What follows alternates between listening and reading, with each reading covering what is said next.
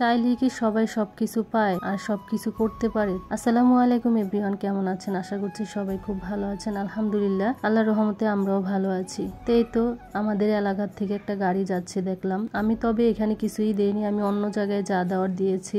যাক, এগুলা বলার বিষয় না, তারপর অনেক কমেন্টে বলেন তাই আর কি বললাম। তো এদিকে গাড়িটা যাচ্ছে দেখে একটু ভিডিও করলাম, আর এদিকে আমি কফি বানিয়ে নিচ্ছি, কারণ এটা না খেলে কাজ কাম করতে একদমই ভালো লাগে না। তো কফি বানিয়ে আবারও চলে আসলাম, গাছটার দিকে তাকিয়ে আছি আর কফি খাচ্ছি। এই গাছটা একদম করলার বিচির থেকে গাছটা হয়েছে, এজন্য দেখলে মনটা ভরে যায় যে নিজের হাতে লাগানো গাছ। তো এদিকে কফি খেয়ে অনেকক্ষণ বারান্দায় বসেছিলাম। তারপরে প্রতিদিনের কাজ যেটা রান্না বান্না সবকিছু গুছগাছ করা, তো সবজি টবজি কেটে রান্না বান্না শুরু করে দিয়েছি। আজকেও মূলা আলু আর ইলিশ মাছ দিয়ে রান্না করেছি। আর এখন রান্না বান্না শেষ, তো এখন সবকিছু রেডি করে টেবিলে দিচ্ছি। প্রতিদিনের কাজ এগুলা, যাই হোক প্রতিদিনের কাজ হোক আর একদিনের কাজ হোক, করতে তো আমারই হবে, তাই না? তো এখন সবকিছু টেবিলে গুছগাছ করে দিছি। সামিয়া কোচিং থেকে আসলে আমাদের খাওয়া দাওয়া শুরু হবে। সামিয়ার বাবা আর সামিয়া একসাথে আসবে কোচিং থেকে, সামিয়াকে নিয়ে উনি একেবারে আসে, তো লেট হয়ে যায়। তারপরে কিছু করার নেই, একা তো আর আসা যাবে না। আর এই তো রান্না বান্না খাওয়া দাওয়া সবকিছু শেষ করে বিকালবেলা নাস্তা নুডলস আমি রান্না করছি, করে বাচ্চাদেরকে দিলাম, আমিও খেয়ে নিলাম। সারাক্ষণ তো বাসায় থাকি, রান্না বান্না কাজ কাম বাসার গুলাই করি। মাঝে মধ্যে সামিয়াকে নিয়ে স্কুল কোচিং এ যাই, বেশি একটা বের হওয়া হয় না আমার। তো এই জন্য ওর পাপা রাত্রেবেলা আমাকে নিয়ে হাঁটতে বের হয়, না হলে তো পাটা একদম